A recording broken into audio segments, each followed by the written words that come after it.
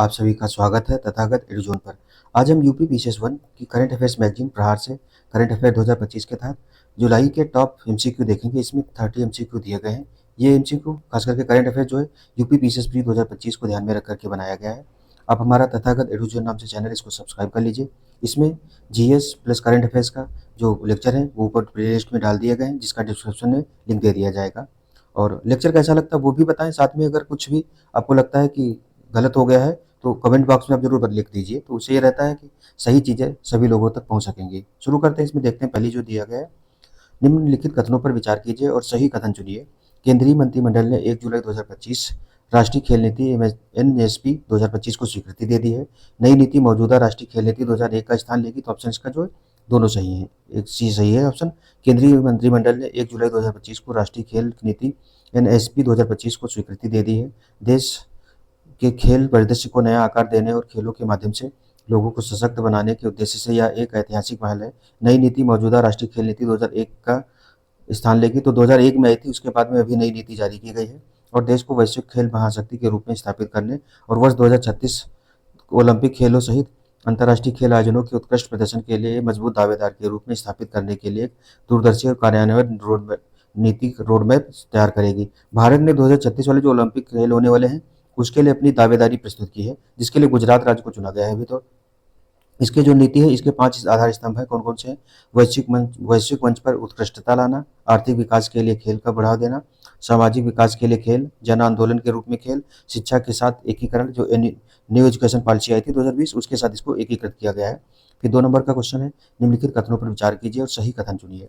तो भारतीय नौसेना ने 1 जुलाई 2025 को रूस के कालिनग्राद स्थित यंतर शिपयार्ड में आईएनएस तमाल F-71 को पश्चिमी नौसेना कमान में शामिल किया है। आईएनएस तमाल परियोजना श्रृंखला में 8वां बहुभूमिका वाला स्टील फ्रिगेट है तथा तुसील श्रेणी के अतिरिक्त अनुवर्ती जहाजों में दूसरा स्थान है। फिर आगे कौन सा है? अच्छा, इसमें कोड दे दिया गया तो दोनों सही है। इसमें व्याख्या क्या है? भारतीय नौसेना ने 1 जुलाई 2025 को रूस के कौन से कालिनिनग्राद स्थित यंतर शिपयार्ड में आईएनएस तमाल F-71 को पश्चिमी नौसेना कमान के flag officer commanding in chief vice admiral Sanjay Jasjit Singh की मौजूदगी में नौसेना में शामिल किया है। आईएनएस तमाल परियोजना की श्रृंखला में 8वां बहुभूमिका वाला स्टील फ्रिगेट है तथा तुसील श्रेणी के अतिरिक्त अनुवर्ती जहाजों में ये दूसरा है। तुसील श्रेणी का पहला जहाज जो है आईएनएस तुसील 9 दिसंबर 2024 को रक्षा मंत्री की उपस्थिति में शामिल किया गया था। अब तक शामिल किए गए सभी 7 जहाज पश्चिमी नौसेना कमान के तहत, तो ये पश्चिमी नौसेना कमान के तहत शामिल किए गए हैं। भारतीय जो नौसेना बेड़ा है उसमें सवाल क्या है? तो इसमें नौसेना के पश्चिमी बेड़े द स्वार्ड आर्म का हिस्सा है। तो जो पश्चिमी नौसेना बेड़ा है भारत का, उसका नाम क्या है? The sword arm. उसके बाद में निम्नलिखित कथनों पर विचार कीजिए और सही कथन चुनिए। मझगांव डाक शिपबिल्डर्स लिमिटेड MDSL में निर्मित प्रोजेक्ट 17A का दूसरा स्टील फ्रिगेट यार्ड उदयगिरी 1 जुलाई 2025 को भारतीय नौसेना को सौंप दिया गया है। यह पहले से सेवा में संलग्न शिवालिक श्रेणी के प्रोजेक्ट 17 के फ्रिगेट के बाद परियोजना का तीसरा जहाज है। तो ऑप्शन इसका केवल एक सही है। मझगांव डाक शिपबिल्डर्स लिमिटेड MDSL में निर्मित प्रोजेक्ट 17A का दूसरा स्टील फ्रिगेट यार्ड 12,652 उदयगिरी है। तो इसमें क्या दिया गया है? इसका नाम उदयगिरी ही दिया गया है, उदयगिरी है। उसके बाद में भारतीय नौसेना को सौंप दिया गया। यह पहले से सेवा में संलग्न शिवालिक श्रेणी के स्टील 70 फ्रिगेट के बाद परियोजना का दूसरा जहाज है, तीसरा दिया गया उसमें, दूसरे वाले में दूसरा है ये। उदयगिरी MDL मुंबई और GRSE कोलकाता में निर्माणाधीन 7 प्रोजेक्ट 17A फ्रिगेट में से दूसरा है ये। तो अगस्त में भी कुछ शामिल किए गए हैं अभी। यह फ्रिगेट बहुत से मिशनों के लिए कार्य करने में सक्षम है। यह जहाज समुद्र में पारंपरिक और गैर पारंपरिक दोनों तरह के खतरों से निपटने हुई है भारत के हितों की रक्षा के लिए उपयुक्त है। उदयगिरी अपने पूर्ववर्ती आईएनएस उदयगिरी का आधुनिक अवतार है, जो भाप से चलने वाला जहाज था। राष्ट्र की 31 वर्षों की शानदार सेवा प्रदान करने के बाद उसे 24 अगस्त 2007 को सेवा मुक्त कर दिया गया था। फिर चौथा है, निम्नलिखित कथनों पर विचार कीजिए और असत्य कथन चुनिए। केंद्रीय मंत्रिमंडल ने विनिर्माण क्षेत्र पर विशेष जोर देते हुए सभी क्षेत्रों में रोजगार सृजन, रोजगार क्षमता और सामाजिक सुरक्षा को बढ़ाने के लिए रोजगार से जुड़ी प्रोत्साहन ELI योजना को मंजूरी दे दी है। फिर दूसरा है, इस योजना के तहत जहां पहली बार रोजगार करने वाले कर्मचारियों को 1 महीने का वेतन 15,000 रुपये तक मिलेगा, वहीं नियोक्ताओं को अतिरिक्त रोजगार पैदा करने के लिए 2 साल की अवधि के लिए प्रोत्साहन दिया जाएगा। तो ऑप्शन इसका डी सही है। कोई इसमें से मतलब कोई भी सही नहीं है। क्या है इसमें, केंद्रीय मंत्रिमंडल ने विनिर्माण क्षेत्र पर विशेष जोर देते हुए सभी क्षेत्रों में रोजगार सृजन, रोजगार क्षमता और सामाजिक सुरक्षा को बढ़ाने के लिए रोजगार से जुड़ी प्रोत्साहन जो है ELI योजना को मंजूरी दी है। इस योजना के तहत जहां पहली बार रोजगार करने वाले कर्मचारी को 1 महीने का वेतन जो है 15,000 रुपये तक मिलेगा, वहीं नियोक्ताओं को अतिरिक्त रोजगार पैदा करने के लिए 2 साल की अवधि के लिए प्रोत्साहन दिया जाएगा। साथ ही विनिर्माण क्षेत्र के लिए 2 साल के लिए विस्तारित लाभ भी दिया जाएगा। ELI यानी कि एम्प्लॉयमेंट लिंक्ड स्कीम जो है योजना की घोषणा केंद्रीय बजट 2024-25 में प्रधानमंत्री की 5 योजनाओं के पैकेज के हिस्से के रूप में की गई थी, जिसका कुल बजट परिव्यय कितना 2 लाख करोड़ रुपए रखा गया था।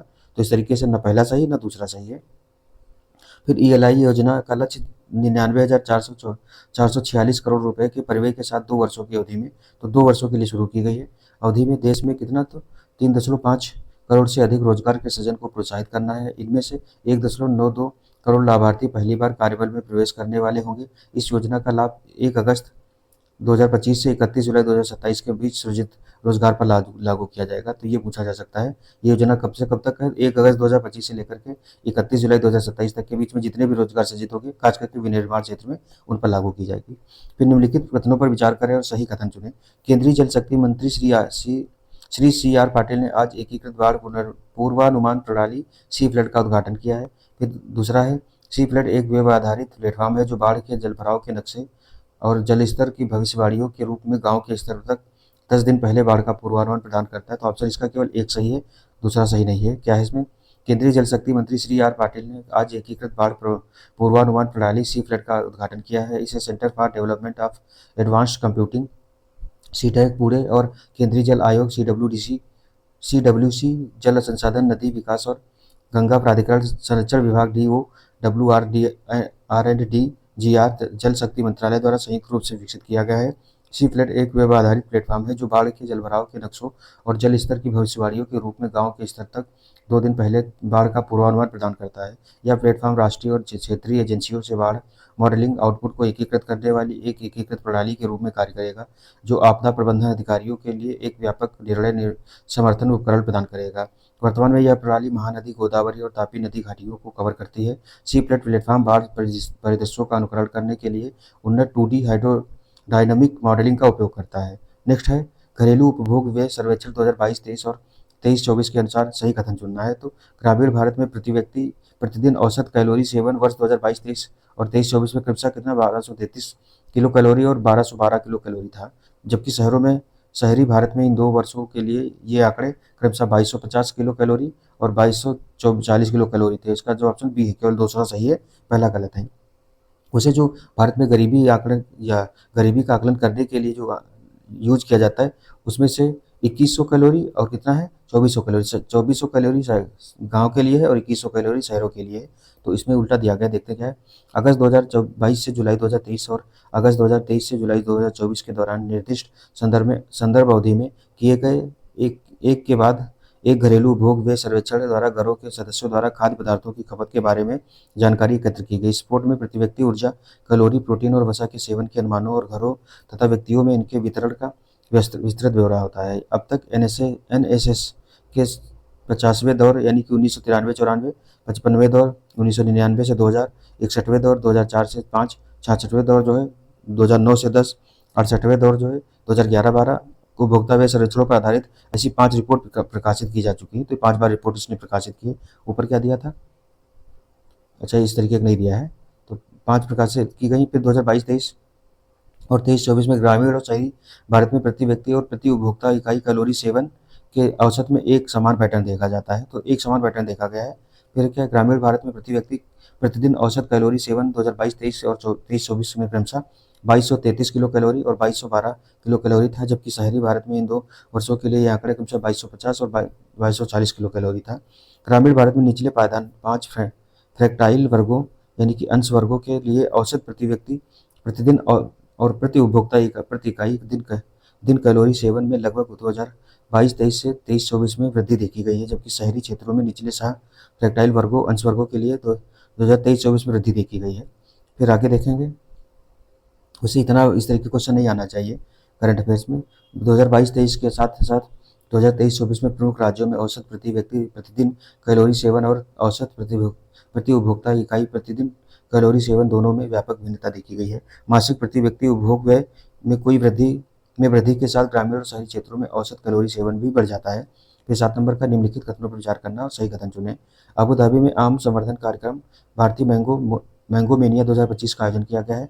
वाणिज्य एवं उद्योग मंत्रालय के अंतर्गत कृषि एवं प्रसंस्कृत खाद्य उत्पाद निर्यात विकास प्राधिकरण एपीडा ने इसका आयोजन किया। तो ऑप्शन इसका सी सही है, यानी कि दोनों सही हैं। वाणिज्य एवं उद्योग मंत्रालय के अंतर्गत कृषि एवं प्रसंस्कृत खाद्य उत्पाद निर्यात विकास प्राधिकरण ने भारतीय कृषि उत्पादों विशेष रूप से आमों की वैश्विक उपस्थिति को बढ़ाने के अपने सतत प्रयासों के तहत अबू धाबी में आम संवर्धन कार्यक्रम का आयोजन किया। इस कार्यक्रम में भारतीय मैंगो मेनिया 2025 यूएई में स्थित भारतीय दूतावास और लुलु समूह के सहयोग से भारतीय दूतावास और लुलु समूह के सहयोग से आयोजित एक जीवंत इंटर इन स्टोर आम उत्सव की शुरुआत की गई।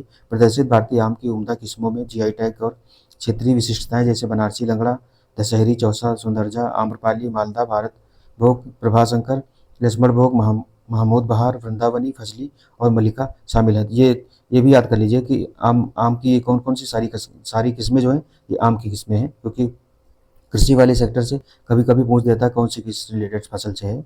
निम्नलिखित कथनों पर विचार करें और असत्य कथन चुने। तो पहला है 3 जुलाई 2025 को विश्व पशु स्वास्थ्य संगठन WHOH द्वारा मान्यता प्राप्त रिमाउंट वेटरनरी काम्स आरवीसी केंद्र और कॉलेज मेरठ छावनी उत्तर प्रदेश में यह स्वीकृति की गई है। फिर भारत 2014 से अफ्रीकी हॉर्स सिकनेस से मुक्त रहा है। तो ऑप्शन का डी जो है दोनों गलत हैं।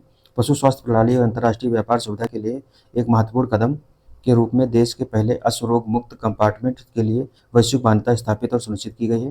फिर 3 जुलाई 2025 को विश्व पशु स्वास्थ्य संगठन 3 जुलाई को इसने किया है द्वारा मान्यता प्राप्त रिमाउंट वेटरनरी कॉर्प्स आरवीसी केंद्र और कॉलेज मेरठ छावनी उत्तर प्रदेश में यह स्वीकृत सुविधा वैश्विक जैव सुरक्षा और पशु स्वास्थ्य मानकों के अनुपालन में भारतीय खेल घोड़ों की अंतर्राष्ट्रीय आवाजाही को सक्षम करने की दिशा में एक बड़ा कदम है। ईडीएफसी को आधिकारिक तौर पर इक्वाइन संक्रामक anemia, equine influenza, equine piroplasmosis glanders और सूरा से मुक्त घोषित किया गया है। इसके अतिरिक्त भारत ऐतिहासिक रूप से 2014 से अफ्रीकी हॉर्स सिकनेस से मुक्त रहा है। फिर केंद्रीय गृह एवं सहकारिता मंत्री अमित शाह ने कहाँ पर श्रीमंत बाजीराव पेशवा प्रथम की प्रतिमा का अनावरण किया है? तो एक में किया गया, पुणे में। केंद्रीय गृह एवं सहकारिता मंत्री श्री अमित शाह ने आज महाराष्ट्र के पुणे में श्रीमंत बाजीराव पेशवा प्रथम की प्रतिमा का अनावरण किया है। विदित है कि बाजीराव पेशवा जो है जिन्हें 20 साल में 41 युद्ध लड़े और सभी में विजय प्राप्त की। तो जो मराठा सेना है उसमें 1707 से लेकर के 1761 तक जो है खास करके पेशवाओं का पूरा रहा था। तो उसमें पहले जो 1713 में शुरू हुए हैं पेशवाई शुरू हुई है 1713 से लेकर के, तो उसमें पहले कौन थे? बालाजी विश्वनाथ, फिर बाजीराव प्रथम और बालाजी बाजीराव जो है। तो ये कौन है? बाजीराव प्रथम, ये बाजीराव पेशवा प्रथम जो है ये 1720 से लेकर के जो 40 तक रहे हैं उनके बारे में दिया गया है। फिर आगे देखेंगे किस केंद्रीय मंत्री को हाल ही में कलिंग रत्न पुरस्कार से सम्मानित किया गया? तो ये इंपॉर्टेंट पूछा जा सकता है। धर्मेंद्र प्रधान जो है मंत्री, तो धर्मेंद्र प्रधान को शैक्षिक सुधारों और भारतीय भाषाओं के उत्थान के प्रयासों के प्रति उनकी प्रतिबद्धता के लिए सम्मानित किया गया है। यह एक शैक्षिक तथा सांस्कृतिक सम्मान है। इसे 2007 से प्रत्येक वर्ष ओडिशा राज्य द्वारा किसी ऐसे व्यक्ति को दिया जाता है जिसने राष्ट्रीय अंतर्राष्ट्रीय स्तर पर उल्लेखनीय योगदान दिया हो। यह सामान्यतः ओडिशा क्षेत्र के विद्वानों, समाजसेवियों तथा कला संस्कृति से जुड़े हस्तियों को सम्मानित करने के लिए स्थापित किया गया है। तो ये धर्मेंद्र प्रधान वहीं के रहने वाले हैं। फिर निम्नलिखित कथनों पर विचार कीजिए और सही कथन चुनिए। तो हिंदुस्तान शिपबिल्डर्स शिपयार्ड लिमिटेड ने स्वदेश निर्मित पहले डाइविंग सपोर्ट वेसल निस्तार को भारतीय नौसेना को सौंपा है। यह प्रक्रिया विशाखापट्टनम में आयोजित हुई है। तो ऑप्शन इसका सी सही है, दोनों सही हैं। हिंदुस्तान शिपयार्ड लिमिटेड ने स्वदेश निर्मित पहले डाइविंग सपोर्ट वेसल निस्तार, तो सपोर्ट वेसल क्या नाम इसका, निस्तार को विशाखापट्टनम में भारतीय नौसेना को सौंप दिया है। फिर इस युद्धपोत को भारतीय नौवहन के अनुसार डिजाइन और निर्मित किया गया है। यह जहाज अत्यधिक विशिष्ट है और गहरे समुद्र में गोताखोरी तथा बचाव अभियान चला सकता है। उल्लेखनीय है कि यह क्षमता दुनिया भर के कुछ ही देशों के पास है। फिर आगे देखेंगे क्वेश्चन नंबर, अच्छा अभी और दिया है इसमें। जहाज का नाम निस्तार संस्कृत से लिया गया है जिसका अर्थ होता है मुक्ति, बचाव या मोक्ष। 118 मीटर लंबे और लगभग 10,000 टन भार वाले इस जहाज में अत्याधुनिक गोताखोरी उपकरण लगे हैं और यह 3,000 मीटर की गहराई तक गहरे समुद्र में गोताखोरी करने में सक्षम है। जहाज में 75 मीटर की गहराई तक गोताखोरी करने के लिए एक साइड डाइविंग स्टेज भी है। यह जहाज गहरे जलमग्न बचाव पोत के लिए मंदिर शिप के रूप में भी काम करे, मदरशिप रूप में भी काम करेगा, ताकि पानी के नीचे किसी पनडुब्बी में आपात स्थिति में कर्मचारियों को बचाया और निकाला जा सके। तो मतलब ऐसा काम करेगा जिसमें कर्मचारियों को बचाने की भी सुविधा हो। यह जहाज 1000 मीटर की गहराई तक गोताखोर, निगरानी और बचाव कार्यों को अंजाम देने के लिए दूर से संचालित वाहनों के संयोजन से सुसज्जित होगा। फिर ऊर्जा भंडारण सप्ताह 2025 सत्र का उद्घाटन कहाँ किया गया? तो ये दिल्ली में किया गया है। सड़क परिवहन एवं राजमार्ग तथा कॉर्पोरेट मामलों के राज्य मंत्री श्री हर्ष मल्होत्रा ने दिल्ली के यशोभूमि में भारत के वाहन विद्युतीकरण रोडमैप पर भारत ऊर्जा भंडारण सप्ताह 2025 सत्र का उद्घाटन किया। सरकार वर्ष 2030 तक 500 गीगावाट नवीकरणीय ऊर्जा उत्पन्न करने के लिए प्रतिबद्ध है। यह भारत के 2070 तक नेट जीरो लक्ष्य को प्राप्त करने में प्रतिबद्धता को दर्शाता है। फिर निम्नलिखित कथनों पर विचार करना है और सही कथन चुनने हैं। इसमें तीन कथन दिए गए हैं। विश्व धरोहर समिति के 47वें सत्र में वर्ष 2024-25 में देश के मराठा मिलिट्री लैंडस्केप को यूनेस्को की विश्व धरोहर सूची में शामिल कर लिया गया है। इसके अंतर्गत कुल 12 किलों को शामिल किया गया है जो महाराष्ट्र में स्थित है। इसमें एक किला जो जिंजी है वो तमिलनाडु में है। भारत 2021 से 2025 तक विश्व धरोहर समिति का सदस्य बना है। तो देखिए क्या ऑप्शन इसमें सही? ऑप्शन इसका सी सही, 2-3 सही है। कौन सा है? विश्व धरोहर समिति के 47वें सत्र में वर्ष 2024-25 में भारत का आधिकारिक नामांकन के तहत देश के मराठा मिलिट्री लैंडस्केप को यूनेस्को की विश्व धरोहर सूची में शामिल कर लिया गया है। इसके साथ ही यह मान्यता प्राप्त करने वाले देश की 44वीं संपत्ति बन गई है। तो ये 44वीं संपत्ति, यानी कि टोटल जो है भारत की 44 ये 44 जो है यूनेस्को विश्व हेरिटेज साइट हो गई हैं।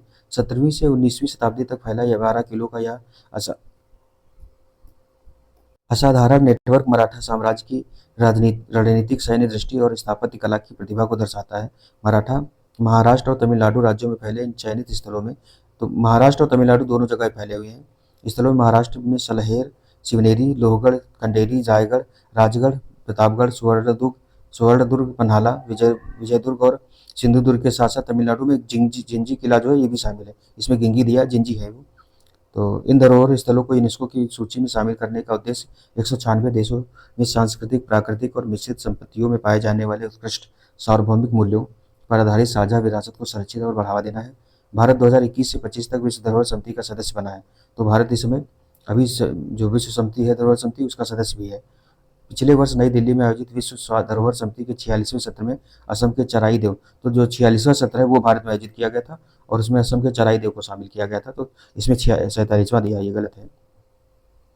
विश्व धरोहर स्थलों की सर्वाधिक संख्या के मामले में भारत विश्व पर 6ठे स्थान पर है। एशिया प्रशांत क्षेत्र में दूसरे स्थान पर 196 देशों ने विश्व धरोहर सम्मेलन 1972 की पुष्टि की है। भारत के 62 स्थल वैश्विक धरोहर सूची की अस्थायी सूची में शामिल है।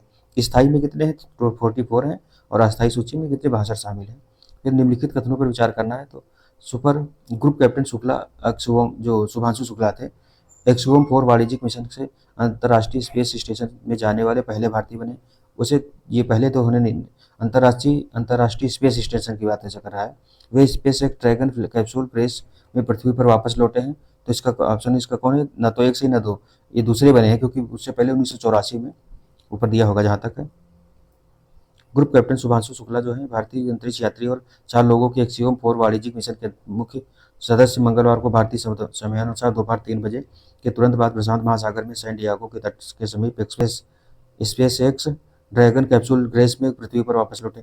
ये आरओ में क्वेश्चन आ चुका है। तो स्पेस एक्स का ड्रैगन कैप्सूल है, इससे वापस आए हैं। ये अंतरिक्ष यान का अंतर्राष्ट्रीय अंतरिक्ष स्टेशन पर 18 दिनों तक रहने के बाद 22.5 घंटे की यात्रा कर पृथ्वी पर वापस लौटा।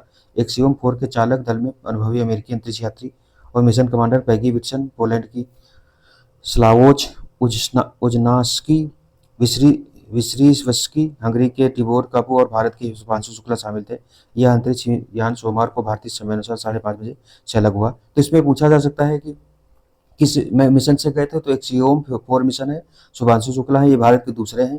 इससे पहले जो कैप्टन मोहन सिंह थे, मोहन सिंह नाम था, क्या नाम था, जो भी थे, भारत के प्रथम अंतरिक्ष यात्री राकेश शर्मा थे। ये 1984 में गए थे रशिया के सहयोग से। तो अभी ये दूसरे बन गए शुभांशु शुक्ला जो है।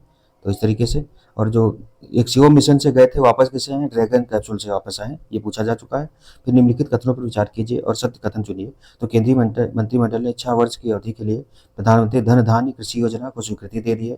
यह योजना 2025 से 26 100 जिलों में लागू होगी। नीति आयोग की आकांक्षी जिला कार्यक्रम से प्रेरित प्रधानमंत्री धन धान्य कृषि योजना कृषि एवं संबद्ध क्षेत्रों पर केंद्रित पहली विशिष्ट योजना है। यह योजना 2025-26 के केंद्रीय बजट में प्रधानमंत्री धन धान्य कृषि योजना के अंतर्गत 100 जिलों के विकसित किए जाने की घोषणा के अनुरूप है। तो इसमें कौन से सही है? डी जो है सभी सही है, तीनों सही हैं। केंद्रीय मंत्रिमंडल ने आज 6 वर्ष की अवधि के लिए प्रधानमंत्री धन धान्य कृषि योजना को स्वीकृति दे दी है। यह योजना 2025-26 से 100 जिलों में लागू होगी। नीति आयोग के आकांक्षी जिला कार्यक्रम से प्रेरित प्रधानमंत्री धन धान्य कृषि योजना कृषि एवं संबद्ध क्षेत्रों पर केंद्रित पहली विशिष्ट योजना है। तो ये जो प्रधानमंत्री की कृषि आकांक्षी जिला कार्यक्रम आई थी, उसी की नीति से प्रेरित होकर के प्रधानमंत्री धन धान्य कृषि योजना है, इसको शुरू किया गया है, जो कि खेती से रिलेटेड क्षेत्र हैं उन पर ध्यान देगी। योजना का उद्देश्य कृषि उत्पादकता में बढ़ोतरी, फसल विविधीकरण और संधारणीय कृषि पद्धतियों को अपनाना, कटाई के बाद पंचायत और प्रखंड स्तर पर भंडारण क्षमता में वृद्धि करना, तो स्टोरेज कैपेसिटी को भी बढ़ावा दिया जाएगा। सिंचाई सुविधा में सुधार और दीर्घकालिक एवं अल्पकालिक ऋण उपलब्धता सुगम बनाना। यह 2025-26 के केंद्रीय बजट में प्रधानमंत्री धन धान्य कृषि योजना के अंतर्गत 100 जिलों के विकसित किए जाने की घोषणा के अनुरूप है। 3 प्रमुख संकेतक कौन है? कम उत्पादकता, कम फसल सघनता और अल्प ऋण वितरण के आधार पर 100 जिले चिन्हित किए जाएंगे। प्रत्येक राज्य केंद्र शासित प्रदेश में जिलों की संख्या शुद्ध फसल क्षेत्र व कुल क्षेत्रफल जहाँ जो शुद्ध फसल क्षेत्र है उसके आधार पर चयनित की जाएगी और परिचालन जोत के हिस्से पर आधारित फसल होगी। इस योजना में प्रत्येक राज्य से कम एक जिले का चयन किया जाएगा। फिर हाल ही में फीडे महिला विश्व कप के फाइनल का खिताब जीतने वाली भारत की पहली शतरंज खिलाड़ी क्या बन गई है? तो इनका नाम है दिव्या देशमुख। 19 साल की दिव्या देशमुख ने फीडे महिला विश्व चेस वर्ल्ड कप 2025 जीतकर इतिहास रच दिया। वह पहली भारतीय महिला हैं जिन्होंने यह प्रतिष्ठित खिताब अपने नाम किया है। फाइनल में उनका मुकाबला जो है भारत की खिलाड़ी थी कोनेरू हम्पी को इन्होंने हराया। तो भारतीय खिलाड़ी को हरा करके ही बनी है। बाकू में हुए थे, अजरबैजान की राजधानी बाकू है, वहाँ पर ये प्रतियोगिता हुई थी। वह ऑल इंडियन फाइनल में दिव्या ने कोनेरू हम्पी को रैपिड ट्राई बैक में कितना 1-5 से हरा दिया है। तो 19 साल की दिव्या देशमुख मतलब ये पहली महिला बन गई हैं शतरंज फीडे महिला शतरंज कप जीतने वाली पहली महिला बन गई है भारत की। और कोनेरू हम्पी को उन्होंने हराया। हुआ कहाँ था? तो अजरबैजान के बाकू में आयोजित किया गया था। फिर है 17 नंबर का, भारत और यूनाइटेड किंगडम के बीच मुक्त व्यापार समझौता कब साइन हुआ? तो ये पूछा जा सकता है कब, 24 जुलाई 2025 को साइन हुआ ये। भारत ब्रिटेन का चौथा सबसे बड़ा निर्यात गंतव्य और भारत ब्रिटेन का 11वां सबसे बड़ा व्यापारिक साझेदार है। लगभग 60 अरब अमेरिकी डॉलर का द्विपक्षीय व्यापार वर्ष 2030 तक दोगुना होने का अनुमान है। भारत और ब्रिटेन ने 24 जुलाई 2025 को फ्री ट्रेड एग्रीमेंट पर हस्ताक्षर किए हैं। यह भारत का 16वां एफटीए है और ब्रेक्जिट के बाद ब्रिटेन का सबसे बड़ा महत्वपूर्ण द्विपक्षीय व्यापार समझौता है। यह एफटीए ब्रिटेन में भारतीय निर्यात के 99% पर शून्य शुल्क पहुंच प्रदान करता है, जिसमें वस्त्र परिधान, चमड़ा, जूते, समुद्री उत्पाद, खेल सामग्री, खिलौने, रत्न और आभूषण, ऑटो पार्ट्स, इंजीनियरिंग गुड्स और जैविक रसायन शामिल हैं। नेक्स्ट है, भारतीय सेना ने हाल ही में किस स्वदेशी विकसित वायु रक्षा प्रणाली का सफल परीक्षण लद्दाख में किया है? तो ये जो बी है ऑप्शन इसका, आकाश प्राइम।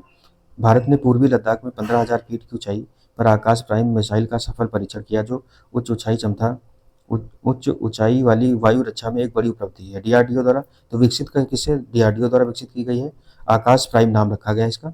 15,000 फीट की ऊंचाई पर परीक्षण किया गया है। डीआरडीओ द्वारा विकसित या उन्नत सतह से हवा में मार करने वाली मिसाइल बेहतर सटीकता, गतिशीलता और सभी मौसम में कारगर होने वाली का दावा करती है। आकाश प्राइम वास्तविक नियंत्रण रेखा जो एलएसी है, लैंड ऑफ एक्चुअल कंट्रोल, और नियंत्रण रेखा एलओसी जैसे महत्वपूर्ण सीमावर्ती क्षेत्रों में भारत की रक्षा स्थिति को मजबूत करता है।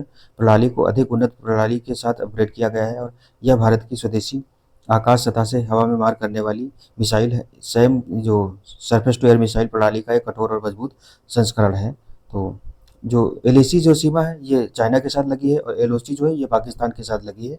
पाकिस्तान ऑक्युपाइड कश्मीर वाला जो एरिया है वहाँ पर है ये। फिर हाल ही में लॉन्च किए गए ज्ञान भारतम मिशन का प्राथमिक उद्देश्य क्या है? तो ज्ञान भारतम मिशन जो है ये प्राचीन पांडुलिपियों का डिजिटलीकरण और एक राष्ट्रीय डिजिटल भंडार बनाना है। तो जो प्राचीन पांडुलिपियां हैं उनका डिजिटल भंडार बनाने के लिए इसको शुरू किया गया ज्ञान भारतम मिशन। ये केंद्रीय जनजाति जो संस्कृति मंत्रालय है, केंद्रीय बजट 2025-26 में भारत सरकार ने ज्ञान भारतम मिशन की घोषणा की है, जो भारत की समृद्ध पांडुलिपि विरासत के संरक्षण और संवर्धन के उद्देश्य से एक व्यापक पहल है। इसके अंतर्गत प्राचीन पांडुलिपियों का डिजिटलीकरण और एक राष्ट्रीय डिजिटल भंडार का निर्माण किया जाएगा। इस महत्वाकांक्षी प्रयास को समर्थन देने के लिए राष्ट्रीय पांडुलिपि मिशन के लिए बजट आवंटन में कितना 35 करोड़ रुपए से बढ़ाकर के 60 करोड़ रुपए बजट कर दिया गया है।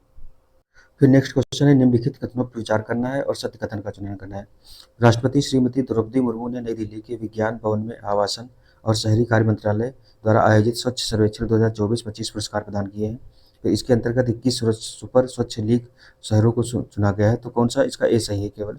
राष्ट्रपति श्रीमती द्रौपदी मुर्मू ने नई दिल्ली के विज्ञान भवन में आवासन और शहरी कार्य मंत्रालय द्वारा आयोजित स्वच्छ सर्वेक्षण 2024-25 पुरस्कार प्रदान किए।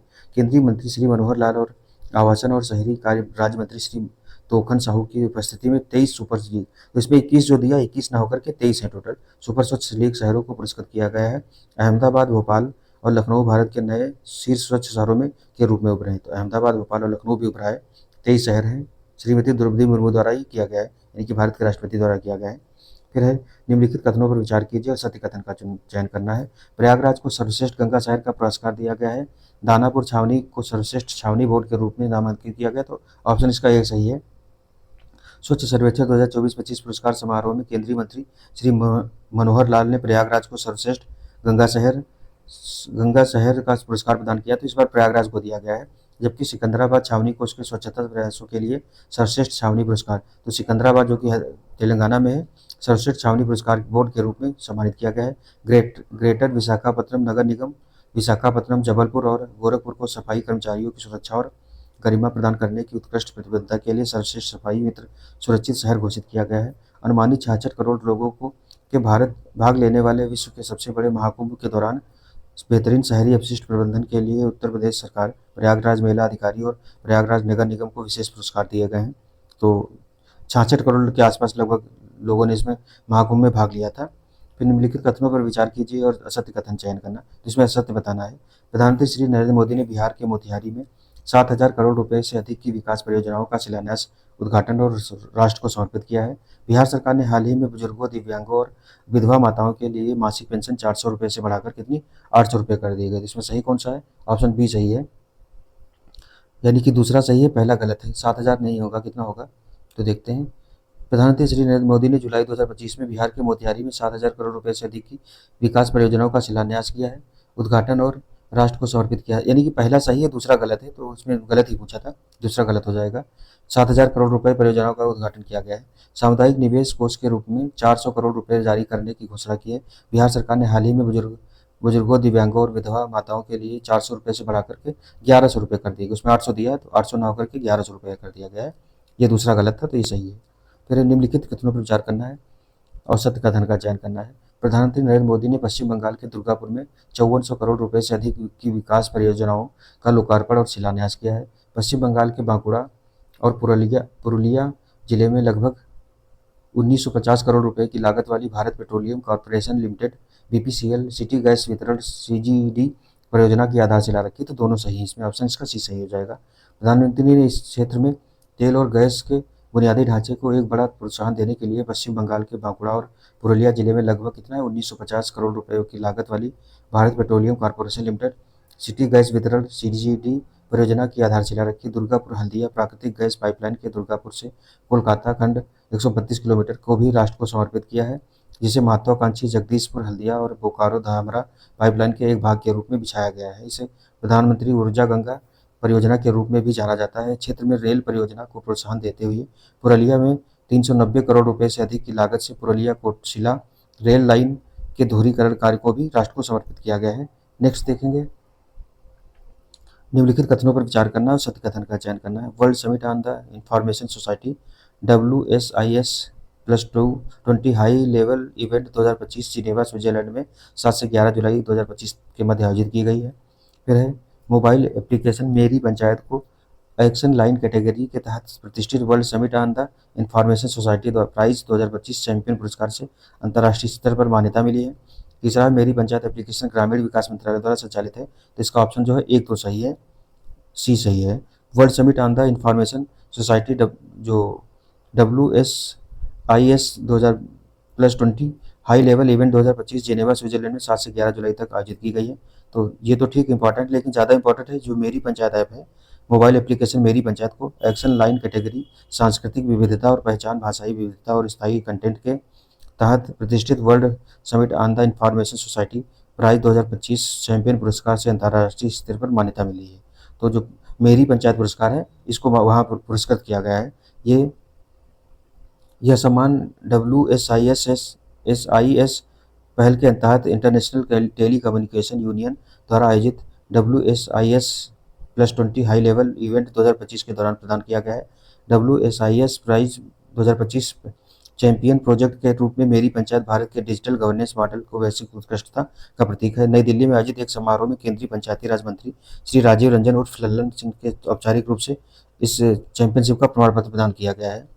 फिर नेक्स्ट देखेंगे, मेरी पंचायत ऐप जो है भारत की पंचायतों के लिए एम गवर्नेंस प्लेटफॉर्म भारत की 2.65 लाख ग्राम पंचायतों के 25 लाख से ज़्यादा निर्वाचित प्रतिनिधियों और लगभग 95 करोड़ ग्रामीण निवासियों को सशक्त बनाता है। यह पंचायती राज मंत्रालय और इलेक्ट्रॉनिक सूचना प्रौद्योगिकी मंत्रालय के अंतर्गत, तो दोनों द्वारा है ये, खाली पंचायती राज नहीं, इलेक्ट्रॉनिक और सूचना प्रौद्योगिकी मंत्रालय भी है, के अंतर्गत राष्ट्रीय सूचना विज्ञान केंद्र की एक पहल है। निम्नलिखित कथनों पर विचार करना है और सही कथन बताना है। तो पहला है, हाल ही में राष्ट्रीय साइबर सुरक्षा अभ्यास भारत NCX 2025 का आधिकारिक उद्घाटन किया गया है। फिर जिसका मुख्य विषय क्या है, तो भारतीय साइबर स्पेस की परिचालन तैयारियों को बढ़ावा है। ऑप्शन सी दोनों सही है। राष्ट्रीय साइबर सुरक्षा अभ्यास भारत NCX 2025 का आधिकारिक उद्घाटन उपराष्ट्रीय सुरक्षा सलाहकार श्री TV रविचंद्रन ने राष्ट्रीय रक्षा विश्वविद्यालय के कुलपति प्रोफेसर विमल N पटेल की उपस्थिति में किया है। यह अभ्यास राष्ट्रीय सुरक्षा परिषद सचिवालय द्वारा राष्ट्रीय रक्षा विश्वविद्यालय के सहयोग से आयोजित किया जा रहा है। यह अभ्यास भारत की साइबर सुरक्षा स्थिति में एक बड़े कदम का प्रतीक है, जिसका मुख्य विषय है भारतीय साइबर स्पेस की परिचालित तैयारियों को बढ़ाना। भारत NCX 2025 नेतृत्व, जुड़ाव, अंतर क्षेत्रीय सहयोग और क्षमता निर्माण पर जोर देते हुए आर्टिफिशियल इंटेलिजेंस और साइबर खतरों के प्रबंधन के लिए एक एकीकृत भविष्य तैयार दृष्टिकोण को सुदृढ़ करता है। यह आयोजन 21 जुलाई से 1 अगस्त 2025 तक चलेगा, जिसका समापन एक संयुक्त डीब्रीफिंग सत्र में होगा, जिसमें प्रमुख सबक संकेतित किए जाएंगे। फिर है, परिचालन और नीति स्तरीय निष्कर्षों का मूल्यांकन किया जाएगा और राष्ट्रीय साइबर लचीलेपन के लिए दूरदर्शी रणनीतियाँ स्थापित की जाएंगी। तो जो उसके बाद 26 नंबर का है, निम्नलिखित में से किस देश में IUCN विश्व संरक्षण कांग्रेस 2025 की मेजबानी की जाएगी? तो कहाँ की जाएगी? UAE में की जाएगी, संयुक्त अरब अमीरात में। व्याख्या क्या है? वर्ष 2025 का IUCN विश्व संरक्षण सम्मेलन गुरुवार 9 से बुधवार 15 अक्टूबर 2025 तक अबू धाबी, संयुक्त अरब अमीरात में आयोजित किया जाएगा। इससे पूर्व फ्रांस में आयोजित हुआ था, तो अबू धाबी 2025 वाला अबू धाबी में किया जाएगा। फिर नेक्स्ट है, निम्न में से किस शहर में भारत के पहले हाइड्रोजन संचालित ट्रेन कोच का सफलतापूर्वक परीक्षण किया गया? तो ये चेन्नई में किया गया है। देखो, हाइड्रोजन संचालित ट्रेन कोच का सफलतापूर्वक परीक्षण चेन्नई में किया गया। हाइड्रोजन आधारित ट्रेन का सफलतापूर्वक परीक्षण जो है हरियाणा के सोनीपत और जींद के मध्य में किया गया है। तो भारतीय रेलवे ने अपनी हाइड्रोजन फॉर हेरिटेज पहल के तहत चेन्नई स्थित इंटीग्रल कोच फैक्ट्री में अपने पहले हाइड्रोजन संचालित कोच का सफलतापूर्वक परीक्षण किया है। इस परियोजना के तहत 1600 HP हॉर्स पावर डीजल संचालित कारों को हाइड्रोजन ईंधन सेल प्रणालियों में परिवर्तित करना और हरियाणा के जींद में 3000 किलोग्राम क्षमता वाला हाइड्रोजन ईंधन भरने वाला स्टेशन स्थापित करना है। तो हरियाणा के कहाँ? जींद में स्थापित किया गया है। फिर नेक्स्ट देखेंगे, भारत और सिंगापुर के बीच संयुक्त सैन्य अभ्यास बोल्ड कुरुक्षेत्र 2025 किस स्थान पर हुआ है? तो किनके मध्य हुआ है? भारत और सिंगापुर के मध्य में अभ्यास कौन सा है? बोल्ड कुरुक्षेत्र है। और इसका सही हुआ कहाँ पर है? जोधपुर में, यानी कि राजस्थान में आयोजित किया गया है। हाल ही में भारत और सिंगापुर के बीच रक्षा सहयोग की दिशा में एक महत्वपूर्ण कदम के रूप में बोल्ड कुरुक्षेत्र 2025 संयुक्त सैन्य अभ्यास है, ये की शुरुआत राजस्थान के जोधपुर के रेगिस्तानी क्षेत्र में की गई। इसके अलावा भारत और सिंगापुर की नौसेना के बीच में, तो भारत और सिंगापुर की नौसेना के बीच में सिम्बैक्स होता है, आयोजन 1994 से किया जा रहा है। फिर 29 नंबर का है, हाल ही में किस विदेशी विश्वविद्यालय ने भारत में अपना पहला परिसर स्थापित किया है? तो ऑप्शन 20 का सही हो जाएगा, यूनिवर्सिटी ऑफ साउथहैम्पटन, जो गुरुग्राम के हरियाणा में यूनिवर्सिटी ऑफ साउथहैम्पटन के पहले भारतीय परिसर का उद्घाटन किया गया है। यह ऐतिहासिक कदम UGC के नए नियमों के तहत भारत में पूरी तरह कार्यरत पहला विदेशी विश्वविद्यालय परिसर बनने का अवसर प्रदान करता है। इससे भारतीय छात्रों को वैश्विक स्तर की शिक्षा अपने देश में ही मिल सकेगी। फिर अगला है, राष्ट्रीय सहकारिता नीति 2025 का मसौदा तैयार करने वाली 48 सदस्यीय राष्ट्रीय समिति के अध्यक्ष किसे बनाया गया है? तो बी ऑप्शन है, पूर्व केंद्रीय मंत्री जो सुरेश प्रभाकर हैं, श्री सुरेश प्रभाकर, इनको बनाया गया है। तो केंद्रीय गृह एवं सहकारिता मंत्री श्री अमित शाह द्वारा 24 जुलाई 2025 को अटल अक्षय ऊर्जा भवन नई दिल्ली में आयोजित एक समारोह में राष्ट्रीय सहकारिता नीति 2025 की घोषणा की गई है। यह पूर्व केंद्रीय मंत्री श्री सुरेश प्रभु 2017 में रेल मंत्री थे, उनकी अध्यक्षता में, तो सुरेश प्रभाकर प्रभु की अध्यक्षता में 48 सदस्यीय राष्ट्रीय स्तर की समिति ने नई राष्ट्रीय सहकारिता नीति तैयार की है। इस समिति में राष्ट्रीय राज्य सहकारी संघों, सभी स्तरों और क्षेत्रों की सहकारी समितियों के सदस्य संबंधित केंद्र और राज्य सरकार के मंत्रालय, विभाग के प्रतिनिधि और शिक्षाविद शामिल किए गए हैं। तो इस तरीके से जुलाई मंथ के जो 30 इंपॉर्टेंट करंट अफेयर्स थे प्रहार मैगजीन के तहत ये करा दिए गए हैं। नेक्स्ट हम अगले लेक्चर में देखेंगे, तब तक के लिए आप लोग रिविजन करते रहिए। लेक्चर कैसा लगा ज़रूर बताइए, प्लस अगर कोई इसमें कमी या गलती रह गई हो तो कमेंट बॉक्स में लिख दीजिए, या अदर जो चीज़ आप चाहते हो तो वो भी आप कमेंट बॉक्स में लिख दीजिए, क्योंकि अभी टाइम है तो पीसीएस के लिए अब जो भी इम्पोर्टेंट लगेगा वो कराया जाएगा। तो मिलते हैं नेक्स्ट सेशन, तब तक के लिए धन्यवाद। जय हिंद, जय भारत।